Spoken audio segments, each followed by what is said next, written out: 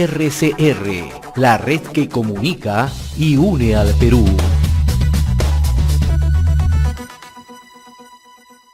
Somos RCR, Red de Comunicación Regional. Le damos la bienvenida a don Julio Faylot, economista, analista político, director de la revista Apuntes de Lápiz. Qué gusto saludarlo, señor Faylot. Muy amable. Gracias por atender esta comunicación con RCR, Red de Comunicación Regional. Muy amable. ¿Cómo está? Sí, buenos días, José, y muchísimas gracias por la invitación. Después de algún tiempo venimos renovados, José, a tu disposición. A ver, ¿cómo está mirando el panorama político, ¿no?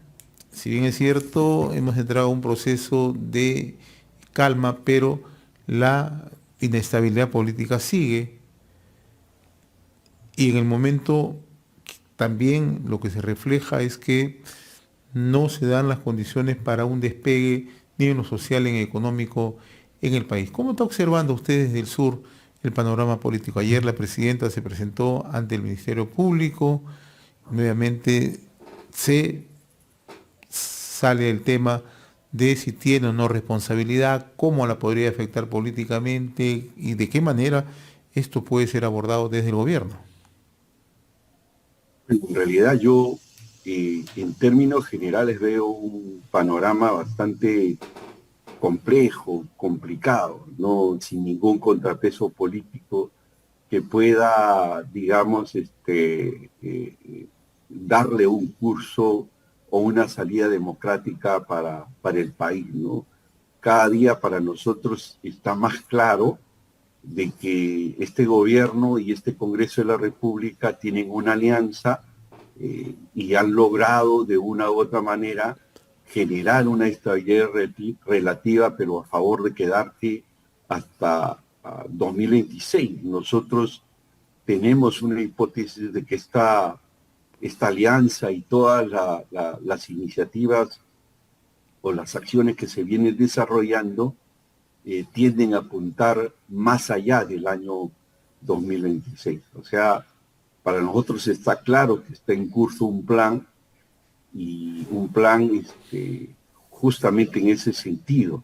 La captura de la radio y televisión del Estado o del gobierno, que se supone debería tener un nivel de imparcialidad, al parecer ha sido, no al parecer, sino es evidente que ha sido capturado por este gobierno, ¿no? Ahora, esta captura forma parte de un plan que nosotros venimos analizando o tratándolo desde hace muchísimo tiempo, ¿no? Que se inició con la captura del Tribunal Constitucional, una mayoría que a todas luces es favorable a esta alianza, ¿no? En segundo lugar, la Defensoría del Pueblo o la captura de la Defensoría del Pueblo también ha generado una suerte de equilibrio en la posibilidad de contar con un tribunal, perdón, con un jurado, con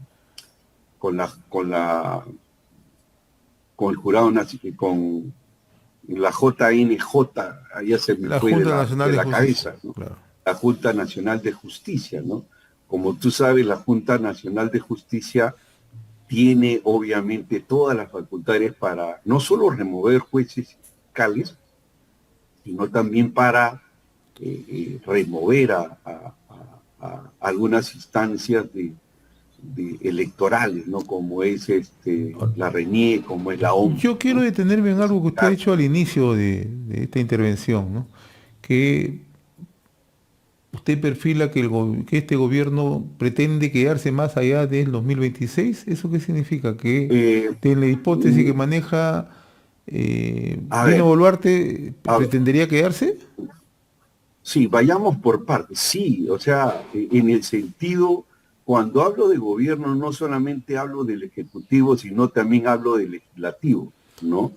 Hablo de los dos. Finalmente, esto es una alianza una alianza para gobernar.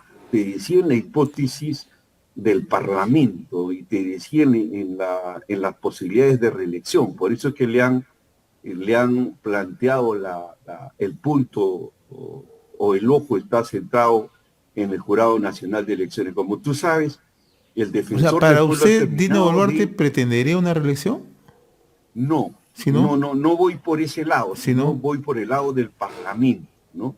Lo del Parlamento está claro que están en la búsqueda de una reelección. Eso es lo ¿ya? que para mí nos queda claro. Ahora, obviamente, esa reelección depende de la voluntad popular, pero un elemento clave que puede distorsionar la voluntad popular y jugar a favor de estos sectores es el control de la OMPE y la posibilidad también de poder de controlar el Jurado Nacional de Elecciones. Eso históricamente se ha hecho, o sea, en una parte importante de casos, la definición de las curules parlamentarias se dan en el conteo de votos o a la hora de poder registrar la información digital. O sea, cuando hay demasiados votos en blanco, son muy fácilmente de torcer la voluntad popular. O sea, lo que denunciaba el fujimorismo, lo que se ha venido denunciando durante muchos años, es justamente el cambio de los votos en blanco y nulos por votos preferenciales. A eso me refiero. Cuando uno tiene control de la OMPE y del jurado, que finalmente es el que determina, es fundamental para un proceso eleccionario. A eso me refería. ¿Y cómo lograrlo? O sea, la Junta Nacional de Justicia, de todas maneras, depende de este comité que está conformado básicamente o liderado por el jefe de la OMPE, por la Contraloría General de la República, la Fiscalía de la Nación, el, la, el- bueno, no recuerdo la otra entidad, más dos universidades, ¿no? Y ellos tienen capturado de los 7 prácticamente 4 votos, ¿no? Entonces ellos pueden decidir, remover y tener a su favor la Junta Nacional de Justicia, que finalmente va a ser la que va a determinar qué cosa puede suceder con un juez y un fiscal que no se alinea a su propósito. Eso para nosotros es clave, es fundamental en esta estrategia de control.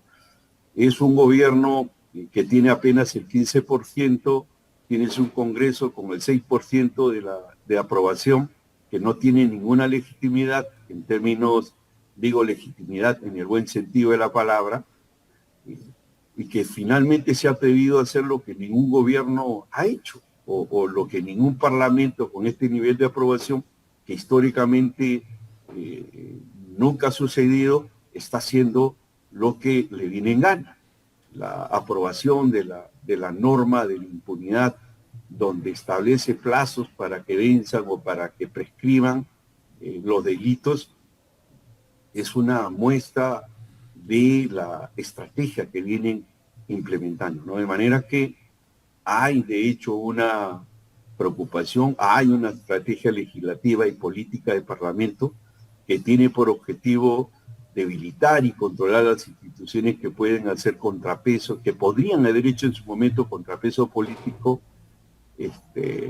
o impedir la corrupción y el ejercicio de la misma.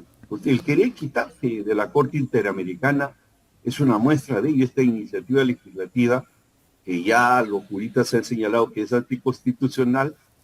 Atreverse a tanto realmente para nosotros resulta preocupante.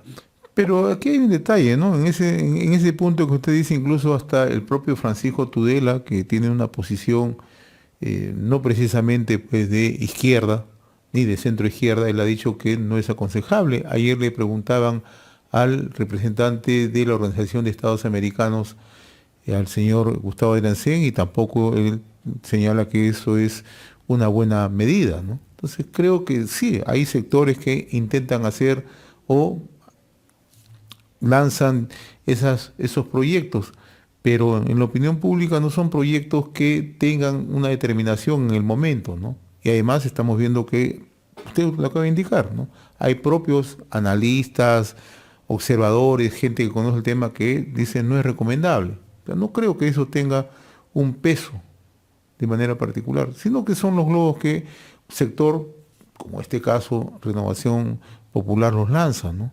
Pero no forman parte de todo el aparataje político, porque el aparataje político está en otras cosas, ¿no? En cómo marcha la economía, cómo marcha lo social, ¿no? Y hoy vemos, por ejemplo, que el Banco Mundial señala que no tenemos inversiones. Ese es un tema central que no se toca, ¿no? Bueno, yo respeto tu opinión, pero para mí es clara que hay un intento de la captura de las principales instituciones. O Yo no sea, digo que cada yo no paso estoy que se da. cuestionando eso, yo estoy cuestionando el tema de la Corte, el tema de la Corte Ah, Interamericana. A eso bueno, voy yo, ¿no? Y lo ha dicho, es el una, propio Francisco Tudela lo ha dicho. Lea no, Sudaca es y que lo en dice. realidad Lea hay Sudaca ayer y sectores, también lo remarca. También, sí, o sea, lo que pasa es que a es que la veces derecha entramos a narrativas que a veces confunden a la opinión pública. Y yo creo que hay que ser firme, yo sí soy firme en esto. Con firmeza yo digo, sí, están cometiendo excesos, ¿no? Pero no todo se le puede echar una mirada por lo que si el congresista Montoya mañana estornuda, ¿por qué estornuda? Nadie le hace caso al congresista Montoya, se lo digo con toda sinceridad, o a su agrupación. bueno, pero es una agrupación que de hecho petardea permanentemente la democracia, ¿no? Para mí me queda claro eso y este intento, que no te digo que va a proceder, no, está claro para mí que esta es una iniciativa a todas luces anticonstitucional, incluso que no lo, no lo acepta ni lo tolera una mayoría importante jurista, pero en el Parlamento están ocurriendo cosas realmente desastrosas que En nos eso yo hace coincido pensar. contigo, Julio, ¿no? El Parlamento es un Parlamento impresentable, para decirlo de manera muy directa, ¿no? O sea, no, el Parlamento no genera ningún nivel de confianza país. Y las cifras están ahí. Tú que manejas encuestas sabes perfectamente que este es un parlamento que está en un nivel de impopularidad por encima del 85%, frisando el 90%, ¿no? Y vemos semana a semana todo lo que cometen, ¿no? Y van a seguir cometiendo, porque quienes conocen, están en las entrañas del parlamento, saben que la corrupción está allí, enquistada. ¿Por qué? Porque tienen el control, ¿no? Pero hay que buscarle salidas al país, ¿no? Y las salidas yo me preocupo por el tema de que no tenemos inversiones, no tenemos una confianza país, ¿no? O sea, ¿cómo salimos de este entrampamiento, ¿no?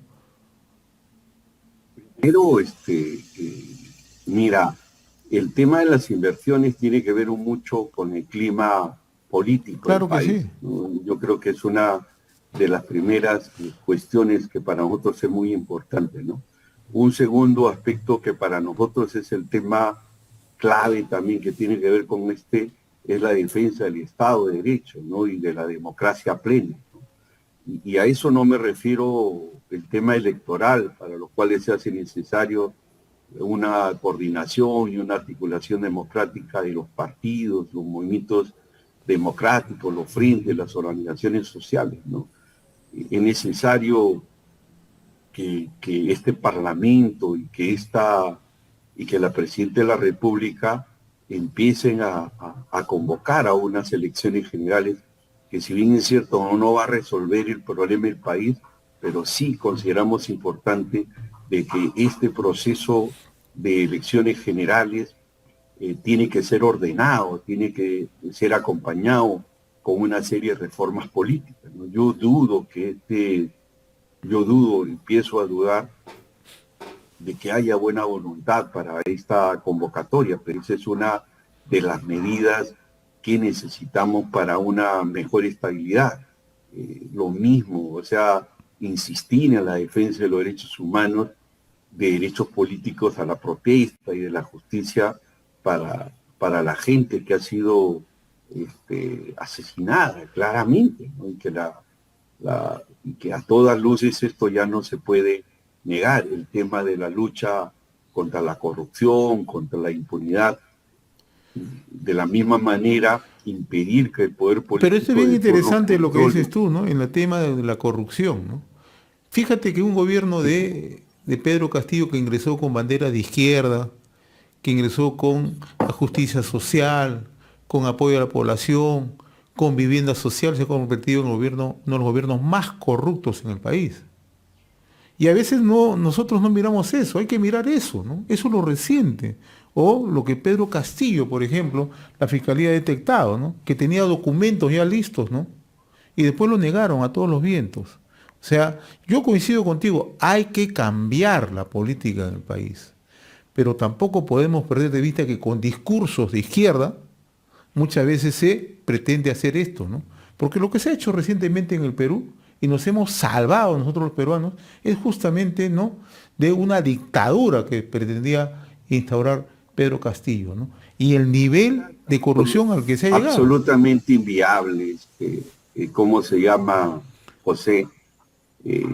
La salida de Castillo era una salida absurda, una salida que no tenía no solamente ningún apoyo, sino tenía ninguna legitimidad. O sea, para mí está claro. Lo que sí no creo es que haya sido uno de los gobiernos más corruptos. Los gobiernos más corruptos han sido el gobierno del APRA, el gobierno del Fujimorismo. O sea, Castillo no ha pasado de ser una piraña. ¿Cómo se llama? Es que poco a poco vamos conociendo, o sea, Julio. No, o sea, una persona que te ofrece 400 millones para cambiarte una posesión a otra, ¿te parece poca cosa? No, yo no te he dicho que me parece poca cosa, yo estoy... No, así como cuestionamos cuando Montesinos ponía los fajos de billetes ahí, 30, 20 mil, 50 mil dólares, igual, es lo mismo, es lo mismo. Lo que pasa es que, José, lo que pasa es que hemos tenido gobiernos más corruptos. Sí, o sea, yo no estoy justificando ningún gobierno, no estoy justificando ningún gobierno. Lo que yo te digo es lo siguiente, es que tenemos que mirar, o sea, los temas como se presentan. No, yo estoy absolutamente de acuerdo contigo, José. O sea, yo creo que esto de acá necesita necesariamente un pacto político. O sea, la salida a la crisis política exige consensos, exige generar algún tipo de nivel de gobernabilidad. Y para eso claro que se tiene que mojar todo. Así es, ¿no? Entonces, así es. Yo creo que ahí es donde... porque el tema de la corrupción es un mal endémico del país. Totalmente de acuerdo contigo. Ya no lo aguanta. Fíjate, mira, que tan corrupto es Fujimori de derecha, tan corrupto ha sido Alejandro Toledo, que se presentaba de la centro derecha, como tan corrupto es Susana Villarán, ¿no? Como tan corrupto es Pedro Castillo, ¿no? O como tan corruptos son los gobernadores regionales que se presentan con la vestimenta de izquierda o con la vestimenta de la derecha. O sea, no hay corrupción buena ni corrupción mala, es corrupción. No, la corrupción es una sola, José. Así es. La corrupción no se mide de que si ha sido más o menos corrupto. Así es. El corrupto es corrupto. Corrupto, exacto. Ahí no hay corruptos hay corruptos de derecha pasando por el centro hasta la izquierda. Así es. O sea, eso estamos absolutamente de acuerdo. Y abordar ese tema, y eso lo que estamos ahorita conversando, este mal endémico de la corrupción, es un mal endémico que ha generado un nivel de inacción de parte de la sociedad civil como contrapeso. O sea, la gente ya no cree en nadie. Si no se mueve la gente ahora, es porque hay sectores que quieren reivindicar a Castillo. Y ahí obviamente no existe el consenso. Hay un consenso de hartazgo, hay un consenso de que hay que luchar contra la corrupción, pero sin ningún condicionamiento de nada ni de nadie. Hay mucha gente que quiere pescar a río revuelto y que pone como contraposición cambiar la Constitución, pone como condición liberar a Pedro Castillo, y hay una serie de cosas que son absolutamente inaceptables. Y eso es lo que hace que tengas una sociedad civil que no está dormida, simplemente está harta y no quiere movilizarse o no quiere, dar respuestas políticas, porque lamentablemente detrás de eso obviamente existen intereses concretos, ¿no? Es lo que ha hecho este gobierno, el anterior, lo que ha hecho este parlamento, a todas luces es absolutamente inaceptable. O sea, haber capturado SUNEDU, la contrarreforma, esto de la Junta Nacional de Justicia, la Defensoría del Pueblo, tirarse en contra de los autónomos, la ley de la impunidad, el retroceso de estas iniciativas legislativas que te están obligando a que vayas de frente a la ¿cómo se llama? A las AFP, son una clara defensa del lobismo, de la impunidad. En realidad, hay muchas cosas, José, que están pasando y no vemos ninguna reacción de la sociedad. Y esta inacción se la debemos justamente a la desconfianza. Y aquí hay un detalle, Julio. Desconfianza que lo que tú dices es población. totalmente cierto, ¿no? Tú que le das siempre una mirada desde el interior del país, que nosotros siempre la reflejamos acá, ese hartazgo, esa situación de indiferencia de parte de la población, nace porque ya para la población, para el grueso de la población, casi la totalidad de instituciones están podridas. Porque nosotros estamos mirando el Congreso, claro, el Congreso es el patito feo. Miramos el Ejecutivo, que es otro patito feo, pero no miramos los gobiernos subnacionales, no le ponemos la atención, solamente cuando se detiene algún gobernador regional o cuando hay un escándalo. No miramos lo que pasa en el aparato del Estado, en su conjunto, en las instituciones descentralizadas. ¿Qué pasa? ¿Qué pasa en las UGELes, por ejemplo? ¿Qué pasa, por ejemplo, en los municipios locales, ¿no? Donde se hace lo mismo que se hace en el Congreso. Se hace lo mismo, y todo el mundo lo sabe en las provincias. Eso es lo que está ocurriendo. O sea, hemos perdido esos códigos de valor, esos códigos de conducta, porque eso se ha hecho una práctica. Eso es real, sino que no nos atrevemos tampoco a denunciarlos. Tú y yo quizá tenemos la suerte de poder expresar públicamente lo que sentimos, lo que vemos o lo que conocemos. El grueso de la opinión pública no tiene los canales, porque cuando llega a esos canales, probablemente esos canales también están infectados de corrupción, cuando quiere denunciar, ¿no? O cuando quiere ir a la administración de justicia. Eso es lo que está ocurriendo en nuestro país. Suena duro decirlo, pero es una realidad. Estoy de acuerdo. Le hacemos seguimiento a procesos que realmente tú lo has resumido de manera extraordinaria. Realmente esta crisis política, si hay algún tipo de descentralización, José, es la que tú has dicho.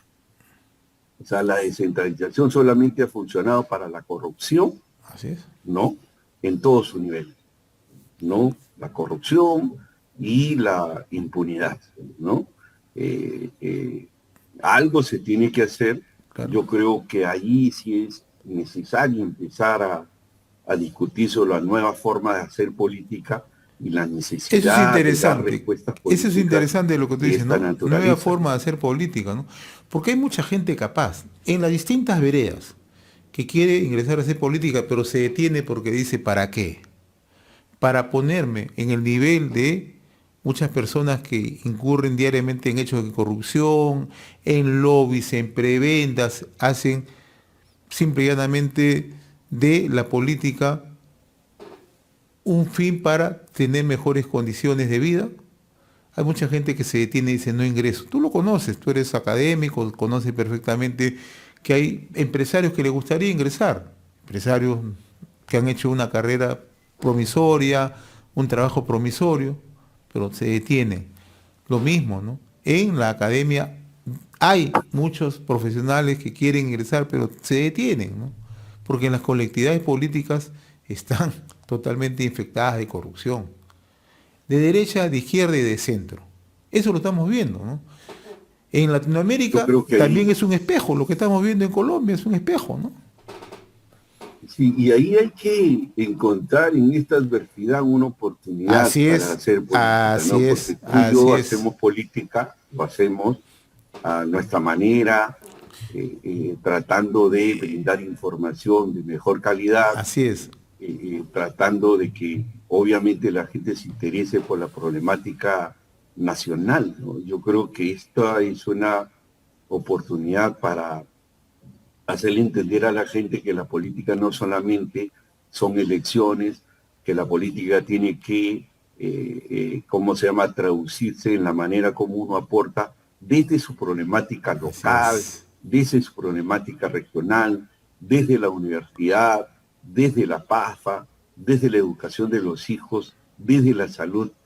Ese es hacer ejercicio de la política. Si la gente logra entender que la política no necesariamente tiene que traducirse en las elecciones, no necesariamente tiene que traducirse en la lucha por el poder, sino por más democracia, por más bienestar a la gente, por mejores obras, por mejor calidad de vida, yo creo que podríamos mirar la política de manera distinta, ¿no? ¿Qué es lo que no se está haciendo? Los partidos políticos solamente aparecen en épocas electorales. Y ahí es donde nosotros tenemos que aportar que la política hay que ponerla al servicio del bien común. Así es. Yo conozco mucha gente de buena voluntad que está en el intento de hacer política, con los miedos que tú has señalado, porque hay mucha gente que cree que hacer política solamente significa enfrentar un proceso electoral. Yo creo que ahí es un error que hace que la gente se aleje de la política tal cual como debe hacer, colocarla al servicio del bien común. Necesitamos partidos, organizaciones de derecha, de izquierda o incluso una mezcla de ellos. En algún momento hubo un extraordinario líder que tuve la oportunidad de conocer cuando era muy joven, señalaba que basta, y él era un hombre de izquierda, era un hombre demócrata, eso de lo de izquierda inusual, que señalaba que basta con que ser honrado ya uno era revolucionario, ¿no? En el buen sentido de la palabra. Y la política es eso, ¿no? Refundar la política exige mucho compromiso, exige mucha responsabilidad, exige mucha preocupación por los problemas que tenemos nosotros en los diferentes niveles de gobierno subnacional, ¿no? Desde lo local. Yo creo que hay que educar, hay que transmitirle a la gente que esa es nuestra tarea de todos y cada uno de los ciudadanos. Totalmente de acuerdo, Julio. Y te comprometo para el sábado, ojalá tengas posibilidad de atender una comunicación para hablar sobre lo que está pasando en el sur, ¿no? En el sur, en Puno, de manera muy puntual, se está proyectando una paralización para julio, hablan de una tercera toma de Lima. Me gustaría un poco analizar si eso es viable, no es viable. Te comprometo, ojalá que el sábado te pueda molestar para abordar este tema con un poquito ya enfocándonos directamente con toda confianza. Conozco lo que está sucediendo en el sur, estamos haciendo un monitoreo, tengo una opinión con respecto a eso y creo que sin ningún problema podemos conversar. Y va a ser valiosa recoger tu opinión, mi estimado Julio, ¿ya? Te agradezco como siempre, Julio Failot, economista, analista político, director de la revista Apuntes al Lápiz. Buen día, muy amable, saludos. Y buenos días. Gracias. Un fuerte abrazo. Un fuerte abrazo. Conversamos con Julio Failot, economista, analista político, director de las revistas Apuntes al Lápiz. RCR, la red que comunica y une al Perú.